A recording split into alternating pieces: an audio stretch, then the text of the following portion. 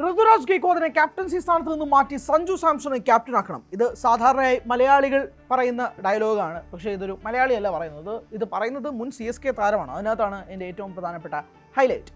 പറഞ്ഞിരിക്കുന്നത് സുബ്രഹ്മണ്യം ബദ്രിനാഥാണ്. CSKയുടെ ഒരു കാലത്ത് നെടുന്നൂണ് തന്നെയായിരുന്നു അദ്ദേഹം. അദ്ദേഹത്തിൻ്റെ സ്ലോ സ്ട്രൈക്ക് റേറ്റ് വെച്ച് ഒരുപാട് വിമർശനങ്ങൾ ബദ്രിനാഥിന് നേരിടേണ്ടി വന്നിട്ടുണ്ടെങ്കിൽ പോലും ഒരു ഘട്ടത്തിൽ CSKയുടെ ഏറ്റവും പ്രധാനപ്പെട്ട അഭിവാജ്യ പ്ലെയർ തന്നെയായിരുന്നു ബദ്രിനാഥ് എന്നത് പറയാതിരിക്കാൻ കഴിയത്തില്ല. എന്നാലും ബദ്രിനാഥ് തൻ്റെ യൂട്യൂബ് ചാനലിലൂടെയാണ് ഇക്കാര്യം പുറത്തു പറഞ്ഞിരിക്കുന്നത്. ഇത്തവണത്തെ CSKയുടെ റോർ 2026 പരിപാടിയിലും ബദ്രി ഉണ്ടായിരുന്നു. ബദ്രിയുടെ സാന്നിധ്യം ഏറ്റവും കൂടുതൽ ശ്രദ്ധ ആകർഷിച്ച ഒന്നും കൂടിയായിരുന്നു. പക്ഷേ മുൻ CSK താരം തന്നെ ഇപ്പോഴത്തെ CSK വിമർശിക്കുമ്പോഴാണല്ലോ അതിനകത്ത് ഏറ്റവും പ്രധാനപ്പെട്ട ഒരു ഫാക്ടർ ഇരിക്കുന്നത്. എന്തുകൊണ്ട് ബദ്രി ഋതുരാജ് ഗെയ്ക്വാദിൻ്റെ ക്യാപ്റ്റൻസി മാറ്റാൻ ആവശ്യപ്പെടുന്നു എന്നതിനെപ്പറ്റി നമുക്ക് വ്യക്തമായി ചർച്ച ചെയ്യാം. ഒന്നാമത്തെ കാര്യം, ഗെയ്ക്വാദിൻ്റെ ഇത്തവണത്തെ മത്സരം തന്നെ നിങ്ങൾ എടുത്തു വയ്ക്കുക. 6 മത്സരങ്ങളിൽ നിന്നും അദ്ദേഹം നേടിയത് വെറും 28 റൺസ് മാത്രമാണ്. സ്ട്രൈക്ക് റേറ്റ് ഓഫ് 112 എന്ന് വേണമെങ്കിൽ തന്നെ വിളിക്കാം. ഒരു as a captain, as an opener, it's very very boring. അതായത് വളരെ മോശമാണ് എന്നത് പറയേണ്ടിയിരിക്കുന്നു. കളിച്ച 6 മത്സരങ്ങളിൽ നിന്ന് 4 തോറ്റു, 2 CSK ജയിച്ചിരിക്കുന്നത്. ആ 2 മത്സരങ്ങൾ നിങ്ങൾ ഒന്നെടുത്ത് നോക്കണം. 2 മത്സരങ്ങളിലും സഞ്ജു സാംസൺ തിളങ്ങിയിട്ടുണ്ട്. ഒന്ന് 115, മറ്റൊന്ന് 48. ഈ 2 ഇന്നിങ്സുകളും സഞ്ജു സാംസൺ കളിച്ച ഇന്നിങ്സുകളാണ്. അതായത് തുടക്കം CSKക്ക് ഗംഭീരമായ മത്സരങ്ങളിൽ, ഐ റിപ്പീറ്റ്, തുടക്കം ഇൻ ദ സെൻസ് ഗെയ്ക്വാദിൻ്റെയും കൂടെയുള്ള ഓപ്പണിംഗ് പെയറല്ല, സഞ്ജു സാംസൺ നൽകുന്ന തുടക്കത്തിൻ്റെ അടിസ്ഥാനത്തിൽ CSKക്ക് ഒരു ഫ്ലോ മെയിൻറ്റെയിൻ ചെയ്യാൻ കഴിഞ്ഞാൽ CSKക്ക് അത് വിന്നായിട്ട് മാറ്റാൻ കഴിഞ്ഞു എന്നത് ഈ 6 മത്സരങ്ങളിൽ നിന്ന് വ്യക്തമാണ്. എവിടെയൊക്കെ സഞ്ജു ഡെലിവർ ചെയ്യാതിരുന്നിട്ടുണ്ടോ ആ 4 മത്സരങ്ങൾ CSK പരാജയപ്പെട്ടു. എവിടെയൊക്കെ സഞ്ജു ഡെലിവർ ചെയ്തിട്ടുണ്ടോ ആ 2 മത്സരങ്ങൾ CSK ജയിക്കുകയും ചെയ്തിട്ടുണ്ട്. സോ അവിടെയാണ് ഇതിൻ്റെ എക്സ് ഫാക്ടർ വരുന്നത്. അപ്പോൾ ഇവിടെ നിന്നുകൊണ്ടാണ് ബദ്രി ഒരു കാര്യം പറയുന്നത്. ഗെയ്ക്വാദിന് ക്യാപ്റ്റൻസി എന്ന ബേർഡൻ കൂടെ വന്നതിന് ശേഷം അദ്ദേഹത്തിൻ്റെ ബാറ്റിങ്ങിൽ ഭയങ്കരമായ പ്രശ്നങ്ങൾ സംഭവിച്ചിട്ടുണ്ടെന്നാണ് ഗെയ്ക്വാദ് പറയുന്നത്. കഴിഞ്ഞ സീസണിലും ഇതേപോലെ തന്നെ ഗെയ്ക്വാദിന് പ്രശ്നങ്ങൾ ഉണ്ടായിരുന്നു എന്നതും കൂടി ബദ്രി എടുത്ത് സൂചിപ്പിക്കുന്നുണ്ട്. അതേ കണ്ടിന്യൂറ്റി തന്നെയാണ് ഈ സീസണിൽ സംഭവിക്കുന്നത്. CSK എന്തിനാണ് ഈ സീസണിൽ ഇത്രയും വലിയൊരു ബ്രഹ്മാണ്ഡമായ ചേഞ്ച് കൊണ്ടുവന്നത്? ഈ ബ്രഹ്മാണ്ഡമായ ചേഞ്ച് എന്ന് പറയുമ്പോൾ നിങ്ങൾ ദയവ് ചെയ്ത് സഞ്ജുവിൻ്റെ ഇൻക്ലൂഷൻ മാത്രമാണെന്ന് പറയരുത്. ധോണിയുടെ എക്സ്ക്ലൂഷനും അതിൻ്റെ ഭാഗമാണ്. എങ്ങനെയാണ് ധോണിയുടെ എക്സ്ക്ലൂഷൻ എന്നല്ലേ? നമ്മൾ ആദ്യമേ ഏകദേശം ഈ 2 മത്സരങ്ങൾക്ക് മുന്നേ തന്നെ നമ്മളൊരു കാര്യം പറഞ്ഞു, ധോണി ഈ സീസൺ ചിലപ്പോൾ കളിച്ചില്ല എന്ന് വരെ വരും. ഒരു കാഫ് ഇഞ്ചുറി എന്നൊക്കെയാണ് CSK മാനേജ്മെൻറ്റ് പറയുന്നതെങ്കിൽ പോലും അത് അപ്പാടെ വിശ്വസിക്കേണ്ട ആവശ്യമൊന്നുമില്ല.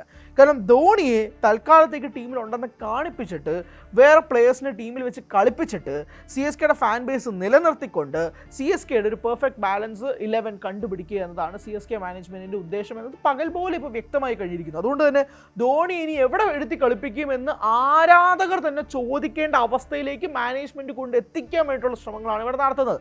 കാരണം ഇപ്പോൾ ബ്രെവിസും കൂടി വരുന്നു, എല്ലാ രീതിയിലും സെറ്റാണ്. സഞ്ജു കീപ്പിങ്ങിന് പുറകിൽ കൃത്യമാണ്. DRSലൊക്കെ കൃത്യമായ ഡിസിഷൻസ് എടുക്കുന്നുണ്ട്. അവിടെ നിന്നുകൊണ്ട് ഇനി നമ്മൾ ധോണിയുടെ ആവശ്യമുണ്ടോ? ധോണി പാവം വയ്യാണ്ടായില്ലേ എന്ന് ആരാധകരെ കൊണ്ട് പറയിപ്പിക്കുന്ന CSK മാനേജ്മെൻറ്റിൻ്റെ ടാക്ടിക്കൽ മൂവിലൂടെയാണ് നമ്മളിപ്പോൾ സഞ്ചരിച്ചു കൊണ്ടിരിക്കുന്നത്. അവിടെ CSKക്ക് ആവശ്യം is a genuine captain. Ruturaj Gaikwad ഒരു മോശം ക്യാപ്റ്റനാണെന്ന അഭിപ്രായം തൽക്കാലം എനിക്കില്ല. പക്ഷേ ഗെയ്ക്വാദിൻ്റെ captaincy is not even up to the mark എന്നൊരു അഭിപ്രായം എനിക്കുണ്ട്. കാരണം ഗെയ്ക്വാദ് എടുക്കുന്ന ഡിസിഷൻസ്, പ്ലെയർ സ്വാപ്പിംഗ്, ഫീൽഡിൽ എടുക്കുന്ന തീരുമാനങ്ങൾ, ബൗളർ സ്വാപ്പിംഗ്, DRS എടുക്കുന്ന തീരുമാനങ്ങൾ, ബൗളേഴ്സ് നൽകുന്ന കോൺഫിഡൻസ്, ഇതൊന്നും നമ്മൾ കാണുന്നില്ല. It's very poor from A captains point of view. When your team is losing, as a captain അയാൾ വേണം മുന്നിൽ നിൽക്കാൻ. പക്ഷേ ഗെയ്ക്വാദിനെ നമ്മൾ കാണുന്നത് ബൗണ്ടറി ലൈനിലാണ്. ചിലപ്പോൾ മിണ്ടില്ല, ചിലപ്പോൾ മൗനം പാലിക്കും, ചിലപ്പോൾ എങ്ങോട്ടെങ്കിലേക്ക് നോക്കും, ചിലപ്പോൾ സഞ്ജുവിൻ്റെ മുഖത്തേക്ക് നോക്കിയാലായി, ചിലപ്പോൾ ബൗളേഴ്സിന് മുമ്പിൽ വന്നിട്ട് സംസാരിച്ചാലായി. You don't have the consistency as a captain. ഞാനത് കമ്പയർ ചെയ്യുന്നതല്ല, ഞാനൊരു എക്സാമ്പിൾ പറഞ്ഞുതരാം.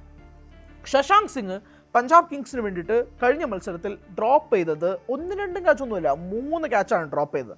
As a coach Ricky Ponting ഡഗ് ഔട്ടിൽ നിന്നുകൊണ്ട് ഭയങ്കര ഫ്യൂരിയസ് ആയിട്ട് ശശാങ്ക് സിംഗിനെ നോക്കുന്നത് നമുക്ക് കാണാം. പക്ഷെ 3ാമത്തെ ക്യാച്ച് വിട്ടതിന് ശേഷം ശ്രേയസ് അയ്യർ എന്ന ക്യാപ്റ്റൻ ബൗണ്ടറി ലൈനിൽ അപ്പുറത്തെ സൈഡിൽ നിൽക്കുകയാണ്. ശ്രേയസ് അയ്യർ ചിരിക്കുകയാണ് ചെയ്തത്. ആ മത്സരം പഞ്ചാബ് ജയിച്ച് കഴിഞ്ഞിരിക്കുന്നു. പക്ഷേ ആസ് എ പ്ലെയർ എന്ന രീതിയിൽ ശ്രേയസ് അയ്യറിൻ്റെ ആ ചിരി ശശാങ്ക് സിംഗിന് ഉണ്ടാക്കിയ ഇമ്പാക്റ്റ് അത്രയും പോസിറ്റീവാണ്. അത് ഞാൻ പറയാൻ കാരണം, മത്സരത്തിന് ശേഷം ശ്രേയസ് അയ്യറും ശശാങ്ക് സിംഗും ഒരുമിച്ചാണ് പോയത്. ശശാങ്ക് സിംഗ് വളരെ ചിരിച്ചുകൊണ്ട് തൻ്റെ മുഖം ക്യാപ്പ് കൊണ്ട് മറച്ചാണ് തൻ്റെ കോച്ചിൻ്റെ മുമ്പിൽ പോയത്. ആ കോൺഫിഡൻസ് എവിടെ നിന്നാണ് കിട്ടുന്നത്? ആസ് എ ക്യാപ്റ്റൻ എൻ്റെ കൂടെ, അല്ലെങ്കിൽ എൻ്റെ പ്ലെയറിൻ്റെ ഒരു 3 ക്യാച്ച് ഡ്രോപ്പ് ചെയ്താലും ആസ് എ ക്യാപ്റ്റൻ ഞാൻ അവൻ്റെ കൂടെ ഉണ്ടാകുമെന്നുള്ള വിശ്വാസം ശശാങ്ക് സിംഗിന് ശ്രേയസ് അയ്യറിലൂടെ കിട്ടി. അത് മാത്രമാണ് point. As a captain Shreyas Iyer നേരെ വിപരീതമായിട്ടാണ് പെരുമാറിയിരുന്നെങ്കിൽ ഒന്ന് ആലോചിച്ച് നോക്കിയേ. ശശാങ്ക് സിംഗ് അത്രയും ചിരിച്ചുകൊണ്ട് മുഖം മറച്ച് തൊപ്പിയും വെച്ച് പോവുമോ? ഇല്ല. സോ ആസ് എ ഒരു ക്യാപ്റ്റൻ ഒരു പ്ലെയറിന് മാത്രമല്ല ഒരു ടീമിന് മൊത്തത്തിൽ ഉണ്ടാക്കുന്ന കോൺഫിഡൻസ് നിങ്ങൾ ആലോചിച്ച് നോക്കിയേ. ശശാങ്ക് സിംഗിന് ഇനി അടുത്ത മത്സരത്തിൽ വളരെ തല ഉയർത്തി വന്ന് കളിക്കാൻ പറ്റും. Because he has no regrets. അങ്ങനെ ഒരു റിഗ്രറ്റ് ഉണ്ടാക്കിയെടുക്കാനുള്ള സ്റ്റേറ്റ് നിലവിലത്തെ ക്യാപ്റ്റനായ ശ്രേയസ് അയ്യർ കൊടുത്തിട്ടില്ല. ഇതേ മറിച്ച് ഇതേ സിറ്റുവേഷൻ ഹാർദിക് പാണ്ഡ്യ ആയിരുന്നെങ്കിൽ എന്തായേനെ? നേരെ മറിച്ച് വേറെ ഏതെങ്കിലും ക്യാപ്റ്റൻ ആയിരുന്നെങ്കിൽ എന്തായേനെ? രണ്ട് തെറിയും വിളിച്ച് അയാൾ ഉള്ള കോൺഫിഡൻസും കളഞ്ഞ് അടുത്ത മത്സരത്തിൽ അയാൾ തിളകിയില്ലെങ്കിൽ അതിൻ്റെ ബാറ്റിംഗ് പ്രശ്നവും ഫോമും കൂടെ അയാളുടെ തലയിലോട്ട് കെട്ടിവെച്ച് ഇതന്നെയല്ലേ ആവുന്നു.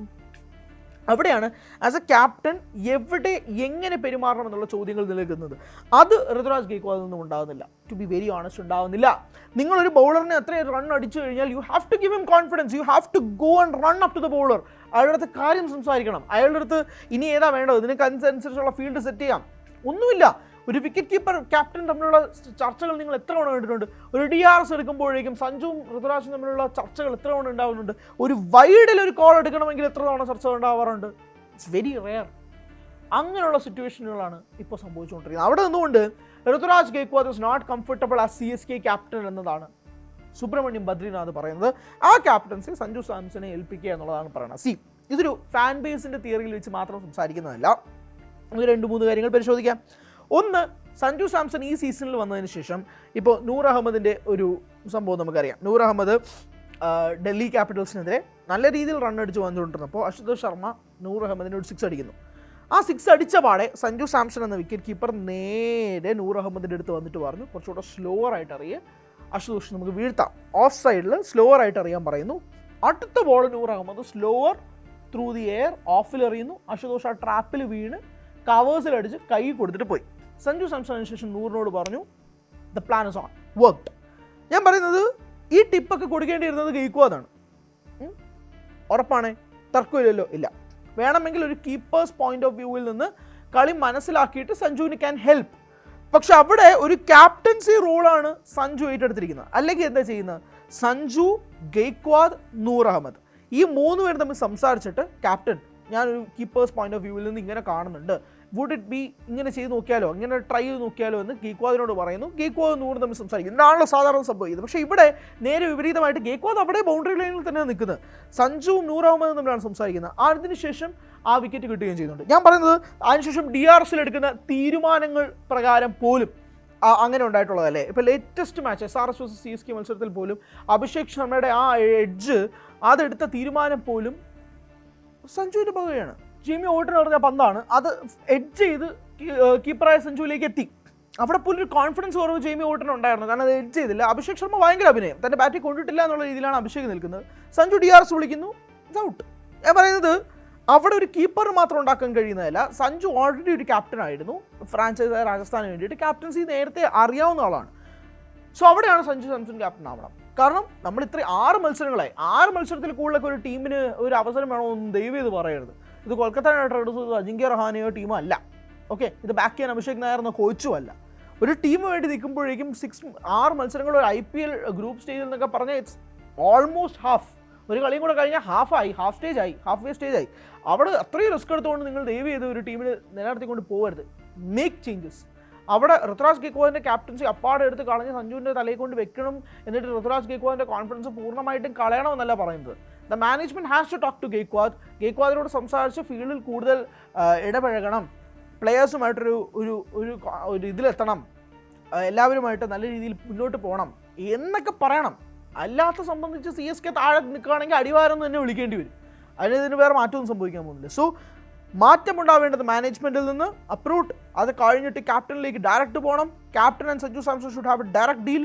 അത് കഴിഞ്ഞ് പ്ലേയേഴ്സ് നൽകുന്ന കോൺഫിഡൻസിൽ 2 പേരും ഇറങ്ങിച്ചെല്ലണം. 2 പേരും 2 ഫ്രാഞ്ചൈസിലെ ക്യാപ്റ്റന്മാരായിരുന്നു. സഞ്ജു സാംസൺ മുന്നേ രാജസ്ഥാൻ റോയൽസിന്റെ captain, Gaikwad was running CSK and still running CSK. ഈ 2 പേരുടെയും എക്സ്പീരിയൻസ് ഇവിടെ ആവശ്യമാണ്. Not just in top order, അത് ഫീൽഡിംഗ് യൂണിറ്റിലും വേണം, ബൗളിംഗ് ചേഞ്ചസിലും വേണം, എല്ലാം വേണം. എന്നാൽ മാത്രമേ CSKനെ കരകയറ്റിക്കൊണ്ട് പോകാൻ പറ്റത്തുള്ളൂ. ഇത് കളി കാണുന്ന ആർക്കും മനസ്സിലാവുന്ന കാര്യമാണ്. പക്ഷേ CSK മാനേജ്മെൻറ്റ് മാത്രം മനസ്സിലാവുന്നില്ല. അവിടെയാണ് ഈ വിമർശനങ്ങൾ ഉയരുന്നത്. ഗെയ്ക്വാദിനെ മാത്രമായിട്ട് കോർണർ ചെയ്യേണ്ടി വരുന്നതും സഞ്ജുവിന് ഒരു അപ്പർ ഹാൻഡ് കൊടുക്കേണ്ടി വരുന്ന ഒരു സാധ്യതയിൽ നിൽക്കുന്നത്. നേരെ മറിച്ച് രണ്ടും സ്മൂത്തായിട്ട് പോവുകയാണെങ്കിൽ ആ ടീമേ സ്മൂത്തായിട്ട് പോകും. അവിടെയാണ് ഈ പ്രശ്നം. ഗെയ്ക്വാദിന് ക്യാപ്റ്റൻസി ഭാരമൊഴിയുകയും ചെയ്യാം, അയാൾക്ക് അയാളുടെ ബാറ്റിംഗ് ടെക്നിക്സിൽ വർക്ക് ചെയ്യുകയും ചെയ്യാം. But as A batter, as a captain രണ്ടും ഗെയ്ക്വാദ് ഫെയിൽ ആകുമ്പോഴാണ് നാച്ചുറലി CSK ആരാധകർ ഉൾപ്പെടെ ഗെയ്ക്വാദിനെതിരെ തിരിയുന്നത്. നേരെ കുറച്ച് 2 ഇന്നിംഗ്സുകൾ ഗംഭീരമായി കളിച്ച സഞ്ജുവിൽ നിന്നും ആ 2 മത്സരങ്ങൾ CSK ജയിക്കുകയും ചെയ്ത പശ്ചാത്തലത്തിൽ, പ്ലേയേഴ്സിന് ഉൾപ്പെടെ കോൺഫിഡൻസ് സഞ്ജു കൊടുക്കുന്ന പശ്ചാത്തലത്തിലും ഓബ്വിയസ്ലി ആ ക്യാപ്റ്റൻസി ബാൻഡ് സഞ്ജുവിന് കൊടുക്കാൻ വേണ്ടി ആളുകൾ പറയുള്ളൂ. It's just no fault. അതൊരു തെറ്റേ അല്ല. ആളുകളുടെ മൈൻഡ് സെറ്റ് എങ്ങനെ മാറ്റാൻ പറ്റുന്നത്? പ്രത്യേകിച്ച് CSK പോലൊരു ഫ്രാഞ്ചൈസിനെ ഇത്രയും 19 വർഷമായിട്ട് മനസ്സിൽ കൊണ്ടു നടക്കുന്ന ആളുകൾ. സോ അവരുടെ ഭാഗത്തു നിന്ന് തെറ്റൊന്നുമില്ല. സോ ഇവിടെ നിന്ന് സംസാരിക്കുമ്പോഴാണ് ഇങ്ങനെയുള്ള changes, necessary changes, unnecessary changes അല്ല, നെസസറി ചേഞ്ചസ് CSK മാനേജ്മെന്റ് എടുക്കുമോ എന്നത് കാത്തിരുന്ന് കാണേണ്ടത്. കൂടുതൽ വാർത്തകൾക്ക് News 18 Keralam YouTube channel subscribe ചെയ്യുക.